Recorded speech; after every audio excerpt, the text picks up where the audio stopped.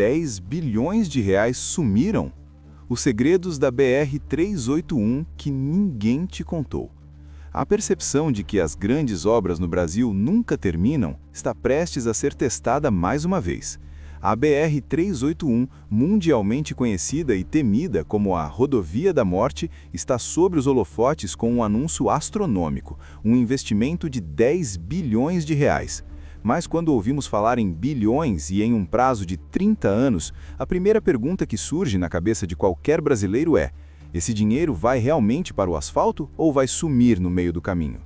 Seja muito bem-vindo ao Tecnologia Fora da Caixa. Aqui a gente não se deslumbra com anúncios oficiais. A gente abre o capô da engenharia, analisa os números e te mostra a realidade que as placas de inauguração não revelam. Se você gosta de entender como a infraestrutura e a tecnologia movem o nosso país, já deixa o seu like e se inscreva no canal. Hoje o assunto é sobrevivência e bilhões de reais. A BR-381 não é apenas uma estrada, ela é a coluna vertebral que corta Minas Gerais, São Paulo e Espírito Santo. É por aqui que passa o coração industrial do Brasil, ligando regiões estratégicas como o Vale do Aço aos maiores portos e centros de consumo do Sudeste. Mas por décadas, essa coluna vertebral esteve fraturada. O que deveria ser um corredor de escoamento de riqueza se transformou em um palco de tragédias constantes. Com um traçado sinuoso, pistas simples e um volume absurdo de caminhões pesados, a rodovia se tornou um gargalo logístico insustentável. Imagine 24.700 veículos cruzando essas curvas todos os dias. O projeto original da estrada parece ter sido feito para uma realidade de 50 anos atrás, e não para a demanda brutal de 2026.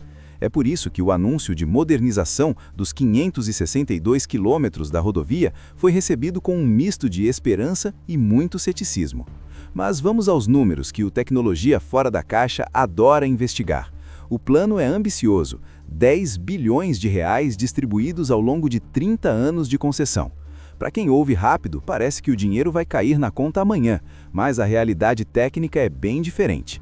Até 2028, a previsão de aporte inicial é de 900 milhões de reais. É muito dinheiro, sim, mas é suficiente para apagar o apelido de Rodovia da Morte em apenas 2 anos? Certamente não. A engenharia por trás dessa obra é complexa, porque envolve uma dança entre o público e o privado. O DENIT, o órgão do governo, está cuidando dos lotes iniciais, o 8A e o 8B. São apenas 31 quilômetros, mas são quilômetros críticos. Enquanto isso, a concessionária Nova 381 assume a responsabilidade por 106 quilômetros de duplicação e mais 83 quilômetros de faixas adicionais. O que você, motorista, vai encontrar de tecnologia fora da caixa aqui? O projeto prevê algo que já deveria ser padrão: centros de controle de operação. Estamos falando de sensores, câmeras inteligentes e monitoramento em tempo real que enviam dados diretamente para uma central. Se houver um acidente, um congestionamento ou uma queda de barreira devido ao clima, a resposta precisa ser imediata. Além disso, teremos áreas de escape e passarelas, algo que parece simples, mas que em uma rodovia com esse histórico salva milhares de vidas. Mas aqui entra o ponto de interrogação que ninguém te conta. Por que 30 anos? Por que uma obra tão urgente precisa de 3 décadas para ser concluída em sua totalidade? A grande questão é o modelo de negócio. A combinação de recursos públicos e privados é a única saída que o governo encontrou para viabilizar o projeto. Mas a percepção de demora gera uma dúvida legítima. O investimento imediato é suficiente para o que a rodovia exige hoje?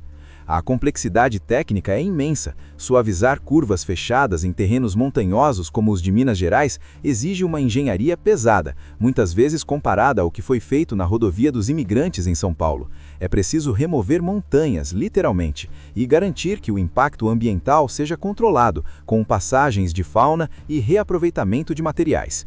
E não podemos esquecer do fator econômico. A promessa é de gerar mais de 83 mil empregos diretos e indiretos. Isso é uma cidade inteira trabalhando em prol de uma estrada. A taxa de retorno estimada para o investidor é quase de 12%, o que indica que para as empresas o negócio é lucrativo, mas para o caminhoneiro que dorme no acostamento por falta de segurança, o que importa são os pontos de parada e descanso, os PPDs, que também estão prometidos no contrato. A verdade nua e crua é que a BR-381 está em uma corrida contra o tempo. O dinheiro não sumiu no sentido literal, mas ele está diluído em um cronograma que testa a paciência do brasileiro. Enquanto os bilhões são aplicados em lotes específicos, o motorista comum continua enfrentando os trechos de pista simples que ainda não viram a cor do asfalto novo. A grande descoberta aqui é entender que 10 bilhões de reais não compram uma rodovia nova da noite para o dia. Compram uma concessão de longo prazo que, se bem gerida, pode finalmente dar ao Sudeste o corredor logístico que ele merece. Mas a fiscalização precisa ser constante.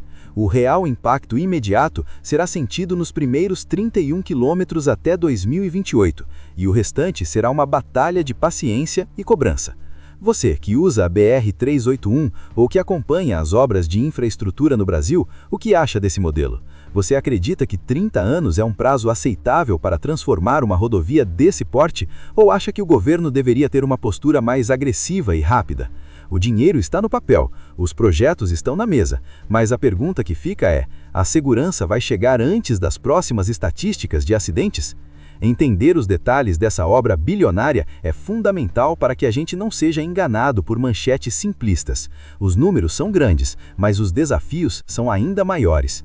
Se você achou essa análise importante, não esqueça de compartilhar o vídeo com seus amigos motoristas e engenheiros. A sua opinião aqui nos comentários ajuda o Tecnologia Fora da Caixa a crescer e a continuar investigando o que realmente acontece nos bastidores das grandes obras brasileiras. Eu sou o seu narrador, e este foi mais um episódio focado em trazer a tecnologia e a infraestrutura para a luz da realidade. Se inscreva, deixe seu like e nos vemos na próxima curva tecnológica. Até mais!